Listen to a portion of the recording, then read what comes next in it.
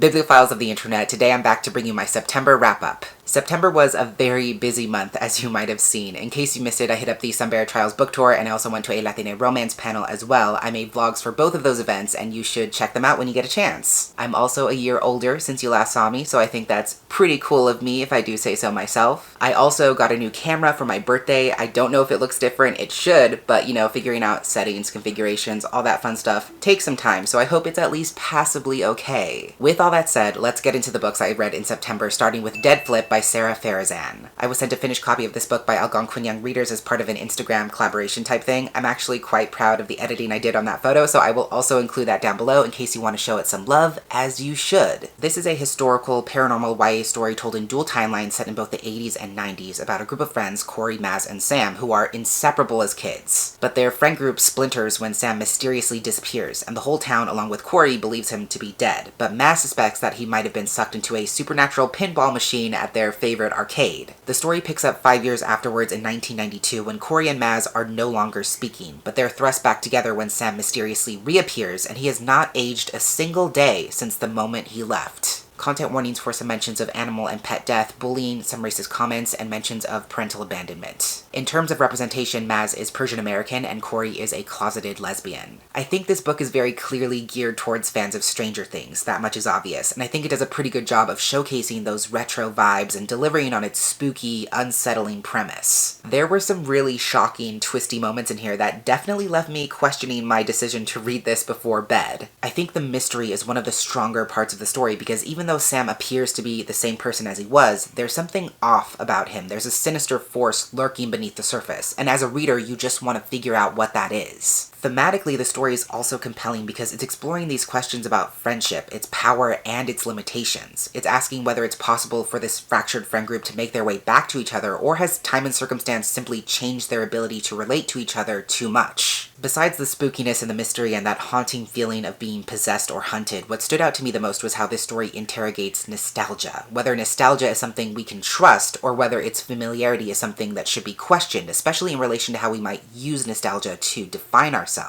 I think that's really the heart of this story, how something being familiar doesn't automatically make it something that's good. That's what Maz and Corey are really struggling with, because of course they want their friend back, of course they want to feel like kids again, but if having that means that Sam is hurting them and hurting other people, is it worth that price? Everything and everyone changes over time. Life is not static. Relationships are not static. Feelings are not static. And it's the very things that remain unchanged and untested that we should trust the least. Overall, I think it's pretty solid and a great selection for spooky season as well, but for me, I'm not quite sure if the payoff was significant enough for all the tension building up to it, but I still enjoyed this and I gave it 3.5 stars. Afterwards, I picked up my arc of Self-Made Boys by A.M. McLemore, which recently came out on September 6th from Fievel and Friends. This is part of the Remix Classic series, and it's a queer trans Latina retelling of The Great Gatsby, where Jay and Nick are both canonically gay and canonically trans. The story follows a young Mexican-American trans man named Nicolas Gareveo who just moved to New York, where he's going to rent a house from his cousin Daisy and start trying to work on Wall Street. Not only does he find out that his cousin is actively trying to pass herself off as white, but he's also introduced to the mysterious neighbor, Jay Gatsby, who's famous for throwing these lavish, over-the-top parties. The more they get to know each other, the more Nick starts getting the impression that Gatsby wants to marry Daisy, who already has a fiancé, but he throws himself into helping Gatsby reconnect with his lost love, only to discover that he might be falling for Gatsby himself. Content warnings for mentions of infidelity, instances of drunk driving, some explorations of racism, colorism, and misogyny, and some descriptions of violence. As for representation, Jay is a queer and trans man, Nicolas is a queer trans Mexican-American man, and Daisy is a Mexican-American lesbian. Pretty much everyone in this story is queer, which should not be a surprise. If nothing else,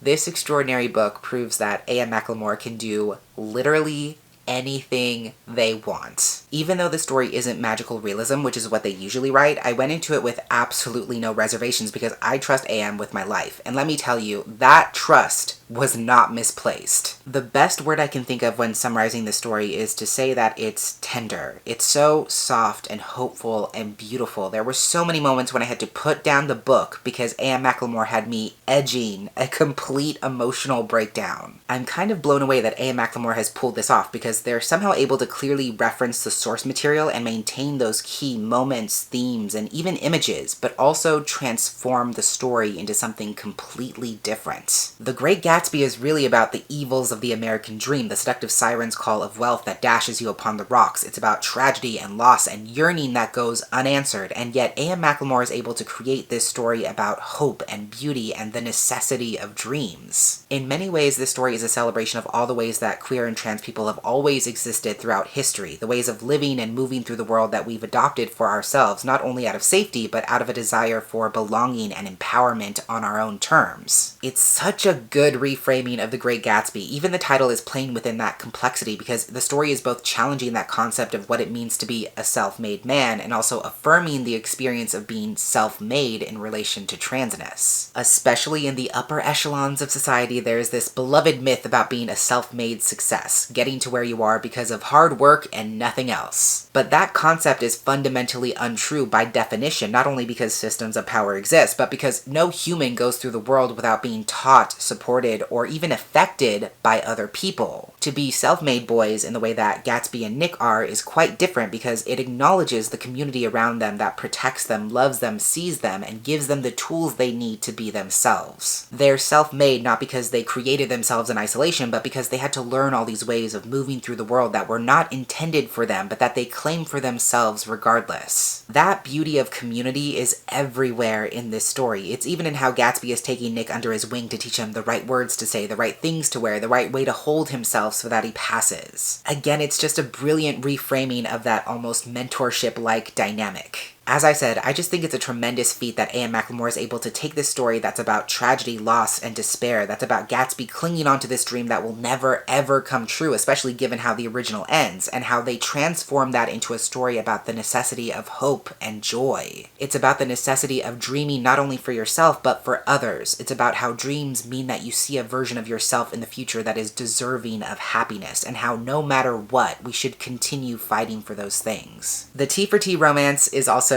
stunning. It turned me into a giddy, giggling, soft, melty, gooey mess, and I can't talk about it, so I won't, but everything I've said here is barely scratching the surface of what this story has to offer. I cannot recommend it enough, and I gave it 5 stars. After that, thanks to Penguin Random House Audio, I was able to listen to an early copy of what would quickly become one of my new favorite books, which is Ivelisse Explains It All by Andrea Beatriz Arango, read by Raquel Meredith. This is a Latina middle grade story in verse about Ivelisse, who is struggling with PTSD and bad mental health, especially after the traumatic loss of her father. And when the story begins, she is determined to turn everything around, stop lashing out, and stop getting herself in trouble, especially in class. Her grandmother also moves from Puerto Rico to live with Ivelisse and her mother in the States, especially since she has dementia and could really use that extra support. But her abuela has very different generational beliefs about therapy, medication, and mental illness. So the story is about Ivelisse having to navigate all of that, feeling overwhelmed when other people act like they understand her mental health better than she does, and figuring out how to begin explaining how she feels to others when she can't really understand it herself. Content warnings for explorations of parental death and grief, descriptions of dementia and Alzheimer's disease, experienced racism and xenophobia, references to wartime trauma, allusions to self-harm ideation, and some instances of panic attacks. If you saw my Sun Bear Trials tour vlog, you might recall that I said this is one of those books that when you read it, you just know that it's going to mean so much to so many people, and I firmly believe that. This is the kind of story that can and will change lives. This is such a heartfelt and insightful story that tackles really big questions about the intersections of Latinidad and mental health, and the generational disparities that further contribute to those struggles. It's especially about how exhausting and impossible it can feel to explain your mental health to people who don't experience it or believe it. And Ivelisse is confronting that in so many different ways. On the one hand, at school and with her mom, she's facing this stigma of how poor mental health automatically makes her a trouble case. And then with her abuela, she's getting this messaging about how mental illness is this newfangled issue that younger generations have simply made up.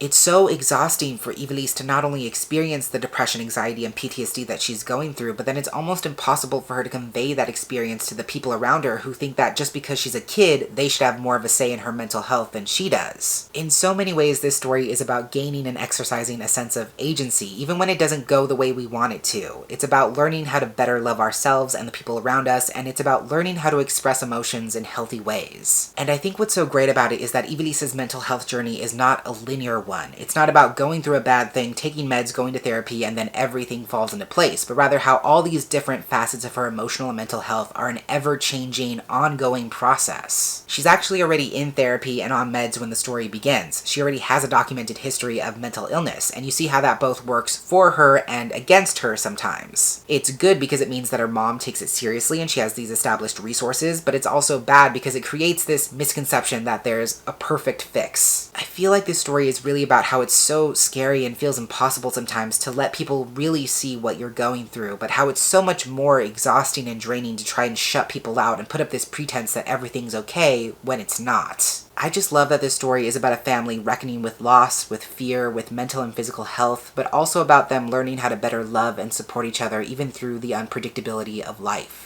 It is a truly stunning and incredible story. I could not give it anything less than 5 stars. Then for the MB Book Club, Jessie and I buddy read Cafe con Leche by Emery Lee, and I listened to the audiobook read by Kurt Kanazawa and Avi Roque. This is a queer YA contemporary rom-com about 2 gay boys, Theo and Gabi, whose parents own competing food establishments, which in Theo's mind at least basically makes them enemies. Their family's establishments are the only 2 ethnic restaurants left in town, and they're struggling to make ends meet as it is, but things get even worse when a new fancy fusion cafe moves in and starts siphoning away the rest of their customers. So even though they don't want to, Gabi and Theo decide to collaborate together to create a secret menu of sorts that they're going to sell covertly to their classmates during school time to help bring in some extra cash and offset their losses. And as you might suspect, once they start working with each other instead of against each other, they realize that the feelings between them might not actually be hate. Content warnings for instances of racism, homophobia, and homophobic comments, some instances of bullying, and some brief descriptions of sports-related injuries. In terms of representation, Gabi is Puerto Rican American, and Theo is Chinese and Japanese American, and he also has ADHD. Jessie and I actually did a live discussion of this book on their channel, again for the MB Book Club, which I will include down below in case you want to watch the replay, because not gonna lie, it's pretty good stuff. I definitely enjoyed this. On the one hand, it's a laugh-out-loud rom-com full of harebrained schemes and shenanigans, but it's also a really thoughtful exploration of the effects of white supremacy and gentrification, especially when it comes to the exploitation and erasure of minorities. I was talking with Jessie about this, but I think what makes this story so successful is that all the overarching themes really seamlessly tie in with this concept of competing restaurants. The story is free to ask these big questions about capitalism, gentrification, POC versus POC competition, etc. without feeling heavy-handed and without having to explicitly name those things. It's a story that really trusts the reader to be able to infer what the characters are up against, and I think that's ultimately what helps it resonate so much. Again, this is something we talked about, but I feel like the enemies to lovers aspect is really tied into those overarching themes because Theo and Gabi's families are forced to be competition by default since they're the only 2 ethnic restaurants in town and not necessarily by choice. I feel like that speaks to how marginalized communities are constantly expected to be in competition with each other for limited resources, opportunities, attention, power, and so on because white supremacy thrives off this falsely curated scarcity mindset. As marginalized communities, we're conditioned to believe that if we're not succeeding, it's because someone else, most likely some other marginalized community, is quote-unquote taking away from our resources, our success, our happiness. Because if we're too busy infighting with each other, then we're not free to dismantle the real issue, which is the oppressive systems at work. That is a lot for anyone to process, and it's subconsciously feeding into why Theo hates Gabi so much when the story begins, because he irrationally feels like the failure of his family's business is Gabi's fault. On a different note, I also appreciate how the story really delves into the gray areas of so many complex conversations. There's a great thread about how running a family business can be both a joy and a burden, how it can mean exploitation and unpaid labor, but it can also be a means of pride, legacy, and cultural inheritance. Another thing Jessie and I touched on in that respect is how the story shows Gabi especially grappling with his fear of being outed and how keeping himself safe sometimes causes him to make some really questionable choices. Like there are some moments where he forces himself to say something homophobic so that he doesn't get clocked, or maybe he doesn't feel secure or safe enough to speak out against homophobia either, and you see how even though those are really bad choices, that doesn't necessarily make him a bad person. And by no means is the story like advocating for being homophobic, but it's showing how there are situations sometimes where the question of balancing safety and authenticity gets really, really difficult, and how that can lead someone towards making imperfect choices. Both of these characters make unquestionably bad choices throughout the story, but I appreciate how neither of them are villainized for those choices, and how they're still able to build up to a romance at their own pace. The whole underground cafe secret menu thing is also really fun, and again, I think it reinforces the overarching theme about how marginalized communities are so much stronger when we work together instead of against each other, which I think is a really, really important message. The only things that kept me from giving this 5 stars is because A, it wraps up a little bit too quickly, especially with the decision about what's going to happen with these two businesses, and B, because this is not a romance I can necessarily endorse. Again, this is something Jesse and I discussed, but I think it's more than fair to ask whether this story does enough to close the gap between that one-sided animosity that Theo especially feels at the beginning of the story and the endgame romance. Jesse said it best, but this is less like an enemies to lovers romance and almost like a bully to lovers romance at times, at least on Theo's side of things. So even though I can acknowledge that both characters definitely grow and change, and while I wouldn't say that their relationship is wholesale bad or unenjoyable by any means, it's just not a ship that I'm going to be shouting about from the mountaintops. It's not the kind of romance that inspires any kind of confidence in their lasting power, and that's fine because it doesn't have to be a forever thing, right? But I think that's something to definitely keep in mind. I still enjoyed this, and I really appreciate the thematic work especially, so I gave this 4.5 stars. On a very different note, around the same time I was also reading Manhunt by Gretchen Felker Martin. This is a very gory, in-your-face trans horror story about a dystopian future where there's basically been a so-called gender apocalypse. In this case, people with testosterone-dominant hormonal makeups have succumbed to this disease that turns them into extremely feral, violent, cannibalistic, senseless creatures. The story starts with 2 trans women, Fran and Beth, who spend their days hunting down these feral creatures for parts because testes actually contain a very potent amount of estrogen that keeps both of them from succumbing to this disease. However, with this gender apocalypse has come a very strong rise in TERF ideology, especially as cis women believe themselves to be the last true bastion of humanity. So Fran and Beth and a trans man they find along the way are basically on the run from these TERFs and just trying their best to stay alive in this gruesome landscape.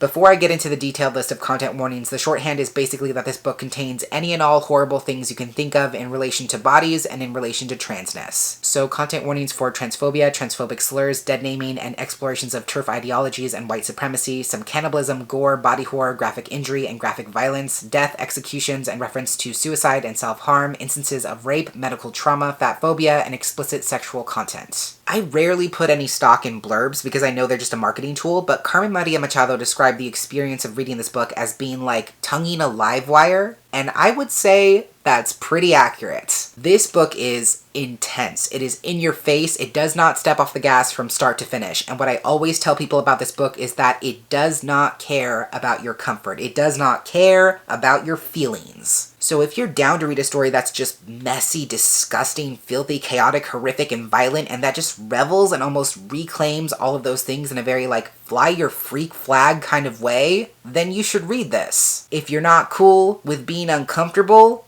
then maybe don't. This is not a story that's gonna make you feel good. I mean, there's definitely an element of catharsis, which is really satisfying, but this is not like a neat and easily digestible story. And if we can start from that baseline, then we can try to see what the story's really doing. To me, this story taps into what I think is necessary for any successful horror story, which is that the premise is not outside of the realm of possibility. It takes real issues and real fears that are often invisible to those who don't experience them, and takes it to a very literal place. First, I have to talk about how this story approaches the concept of the gender apocalypse, which is something that a lot of writers, namely cis writers, have attempted, and frankly failed, because most gender apocalypse stories are binary in nature, which means that they're inherently flawed in their conceit. Not only do those stories fail to take trans and non-binary people into account, but they also often forget about the existence of intersex people as well, people who experience gender in non-colonial, non-binary ways. It's just a can of worms. A lot of readers claim that this story, quote-unquote, does the gender apocalypse right in comparison. I both agree and disagree with that take. On the one hand, I think this book has the most comprehensive way of imagining the gender apocalypse so far, which is to say that these characters know that this disease doesn't just affect cis men. It affects anyone with a testosterone-dominant or estrogen-deficient hormonal makeup. So the survivors, as you can tell from the main cast, are not just cis women. There's non-binary folks, there's trans women, there's trans men who are not on HRT or haven't transitioned. There's a lot of different kinds of people who are not affected by this disease. stories. That said, I still think this framework isn't perfect because it still doesn't really make space for people who are intersex, and while it does include some non-binary characters, most of them seem to be AFAB without acknowledging that non-binary people can do HRT too, and most notably, even though there is a bit of nuance built into the system, they still refer to any diseased person as a man. So it's still lacking, in my opinion, but it is more comprehensive than I've seen in other gender apocalypse stories in comparison. As I was saying before, I think what makes this story so compelling is that it's taking these characters' fears and turning them into a literal, tangible force. What I'm about to say is not applicable to every trans person's experience, but these characters specifically have a deep-seated fear that there's a monster lurking inside them, which is to say, a man that will violently break free and prove the transphobes right if they don't actively fight against it. Again, that is not a universal trans experience, there is no such thing, but that is how some people experience their transness. This story validates those trans people who are actively trying to counteract their assigned gender medically, legally, socially, expressively, because the experience of being seen as something you're not, especially in a way that you can't control,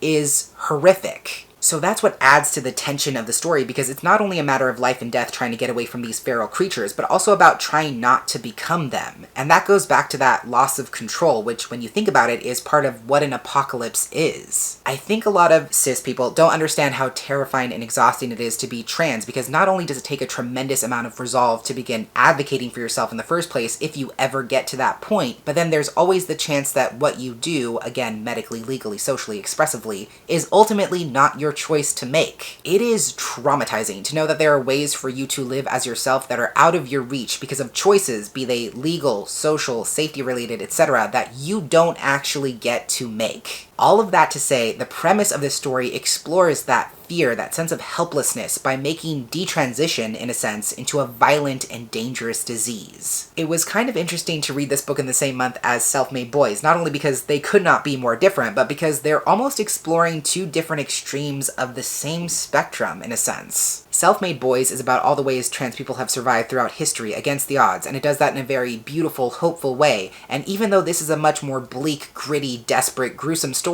it's also exploring all the ways trans people will survive in the future. It's hopeful in its own deeply, deeply twisted way. Everything that's happening is terrifying. These characters constantly find themselves in danger, under attack, on the run. They're in a race against time with their own biology if they don't find organic sources of estrogen for themselves, and yet they still live. And yet they still fight. I really don't know how to sum up this story other than to say I've never read anything quite like it, and I certainly will not be forgetting it anytime soon. It's a deeply disturbing but also deeply cathartic and freeing story at the same time, and I would definitely read more from this author. The ending was a little bit chaotic, but I still gave this 4 very strong stars. Then I read my arc of How to Bite Your Neighbor and Win a Wager by D.N. Bryn, which was recently self-published on October 6th. It's a queer indie paranormal romance between a vampire and a human. It's following a Mexican-American character named Wesley Garcia, who's mourning the loss of his mother, especially because he believes that she was killed by a pharmaceutical company who also covered up her death. So he decides that he's going to get his revenge by posing as a job seeker applying to this company with the hopes of accessing their databases to finally get the proof he needs. But there's one small catch. He has to hand deliver the company a vampire first. The perfect opportunity lands in his lap, or rather, in his bed, when he discovers that Vincent, a homeless vampire who's recently been going through some tough times, has been sneaking into his room and feeding off him at night. So Wes figures it would be more than fair to repay this assault by pretending to befriend this vampire, offer him his blood, reel him in, and then turn him over to the company the first chance he gets. However, the more time they spend together, the more they accidentally find themselves getting a little bit too comfortable and domestic, and it seems less and less likely that either one of them will survive this terrible, terrible plan. Content warnings for parental loss and grief, some descriptions of panic attacks, brief mentions of self-harm ideation, some descriptions of blood and injury, and some descriptions of sexual fantasies, but no actual explicit sexual content. I really enjoyed this. It's a fun, engaging, easy-to-read paranormal romance with characters who are so easy to love and root for. If you love stories about accidental domesticity, then let me tell you, this story has that in spades. I think what I love most about this story is the characters. Not only do they have so much heart, but they're also incredibly soft, even though they try really, really hard to hide that part of themselves. And I also think what makes them so endearing is the fact that neither of them are what you would expect. Wes is set up to be this angry, grieving person who's doggedly pursuing revenge for his mom, and that emotion and that drive are definitely part of who he is, but for someone seeking righteous vengeance, he's also really afraid to take risks. That's part of where the title comes from, because he's known for making these offhand little wagers or bets. It could be something like betting his friends $5 he's going to beat them in a video game, inconsequential things like that. But it's a defense mechanism because those bets motivate him without making him feel like he's actively making a choice. That immobilizing fear is definitely a huge part of his character. He's a grown man, but he's unemployed. He's living in his dead mother's house, not actively moving his own life forward, and a lot of that is due to fear, because if he changes and grows, that means he has to accept his mom's loss. And then Vincent, for someone who's supposed to be like a vicious, violent, aggressive, bloodthirsty creature, is actually someone who's really awkward and shy and self-conscious, and his physical need for blood does not outweigh his pride and all the fear that's tied to it. As I said, he's currently experiencing homelessness, and there's a lot of shame that comes with that. He doesn't want Wes to find out, so he often ends up isolating himself. So in many ways, he almost doesn't trust this arrangement with Wes because it's hard for him to believe that he won't have to worry about where his next meal is coming from. Again, even though he's this supernatural creature who has inhuman strength and speed, who can take whatever he wants by force, he's incredibly fragile and vulnerable, and Wes is realizing that throughout the book. This is also one of those romances about two complete morons who have no clue what they're doing and absolutely no inkling of how the other person feels about them. They're just completely oblivious, which is always fun to read. I appreciate how they both make a lot of mistakes, but then the story gives them opportunities to atone for those choices and move towards a stronger place. Both characters, in their own way, violate the other person's agency. Vincent feeds off Wes without his consent, and Wes is trying to secretly hand over Vincent to a corrupt and dangerous organization. As the story goes on and they have to confront those issues as they crop up in their relationship, they realize why they were mistakes and why they should have made different choices. I also think it's cool that this is a lower heat level romance. Not every romance reader is willing to or ready to or able to engage with smut. Everyone has a different comfort range, and I appreciate that this story caters towards readers who maybe want something different. That isn't to say there isn't any sexual tension, there is, but I think it's interesting how the story is able to walk a very fine line where the most explicit content is in the fantasization and pining as opposed to the action. Again, that's not to say nothing happens, but it's just not graphic. And with that, the story is also able to safely sort of explore kink, specifically biting, and distinguish the fact that kink does not have to be inherently sexual. It can be intimate, it can be physical, it can be sexual, but it doesn't solely have to function hand in hand with sex. So I think there's a lot going on in this story that can be appreciated. It's funny and romantic, there's tons of chaotic shenanigans, but there's also significant emotional growth and character arcs that really resonate by the end. There were a few world-building choices that I questioned, especially since everyone knows about the existence of vampires in this world, so that brought up a few questions for me and some things that didn't quite work, but those were very minor, so I still gave this 4.5 stars. And the last book I read for the month was Making Love with the Land by Joshua Whitehead, and I did a hybrid read of this while listening to my ALC provided by Libro FM, and the audiobook is read by the author himself. This is a book that truly defies genre and categorization. It is part memoir, part poetry, part biotext, part autofiction, part academic treatise. It is all at once all of those things, and yet none of those things.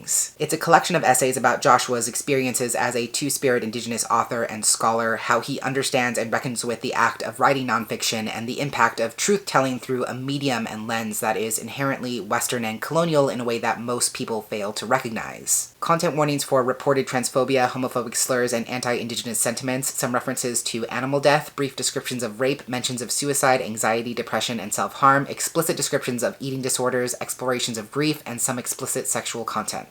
I am not being humble when I say that I am not smart enough to properly discuss this book in the way it deserves. I invite you to read a single sentence of it and you will feel the same way. Joshua Whitehead is one of those authors who is so incredibly deft in his craft, such a master that he makes you question why anyone else even tries. If you don't believe me, allow me to illustrate with a passage from page 2. Feel the roots of me, an ecosystem of pain. I am anthropic in the desert of my being. Do you feel how much the winds have dried my tendrils? Feed me, water me, nurture me. I would be lying if I didn't say I too want to swallow you in this story I call essay. Essay I call livelihood. Life I pretend to call my own. I dog-ear Ocean's page and make an animal of story. I am looking for a wilderness in the act of being wild. I, here, a res dog. I haven't seen you in a dog's age, by which I mean I haven't seen myself in years. I'm literally shaking. I don't know if the camera's picking that up. That is the entire book. The whole book is at that level of profundity and insight and beauty and emotion. There's really no way to categorize these essays besides to call them truth-telling. There is such a powerful unearthing of truth on literally every single page. I do not understand how Joshua Whitehead is all at once able to shatter the very image of the form he's writing in while also proving that it still matters. He painstakingly explains how the very idea of nonfiction is shaped by colonialism, and therefore any story he has to tell is automatically rendered a site of linguistic and narrative violence. And yet he continues to do the telling. He keeps trying to use these colonial tools of expression to decolonize our minds and force us to reckon with our expectations of memoir and our expectations of Indigenous authors. That's really what the book is about, at least in part. It's about how colonial language and thought and perspectives are so incredibly limiting in scope, to the point where it does a disservice to the stories we have to tell. But at the same time, coming up against those limitations is the only way we can discover how to grow beyond those things. And most importantly, I think this collection really speaks to the lasting power of indigeneity in all its perpetuity, past, present, future, and beyond into what we can't even begin to imagine. Especially because one of the biggest stereotypes Indigenous people face is this idea of being frozen in time, of being relics of the past. Indigenous people have always existed. They will always exist, and this collection really emphasizes that. It's a mixture of traditional and contemporary perspectives. There's a whole section where he talks about how Fire Emblem Three Houses taught him to expand his understanding of what land means. And that goes back to the title itself, which really ties everything together. It's about Joshua reframing our understanding of what can be land, how land can be wherever there is life or energy or kinetic exchange. Land can mean body, it can mean intimacy, it can mean community and language and poetry and medicine and Fortnite and Brandi Carlile songs and imagination and artistic creation. And if all of those things are true, how can we then become better stewards to that land, to nurture it and make sure that it grows for years to come?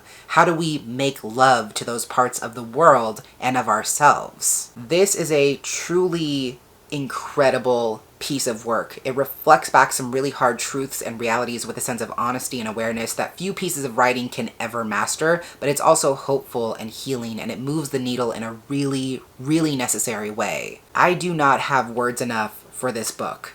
5 stars. I have talked for far too long. Those are all the books I read in September. If you've read any of them yourself, or if you plan to, drop a line down below and let me know your thoughts. But that is blissfully everything I have for this wrap up today. Thank you so much for watching, and until next time, educate yourself, be kind to yourself, take care of yourself, and I will catch you on the flip side of the page.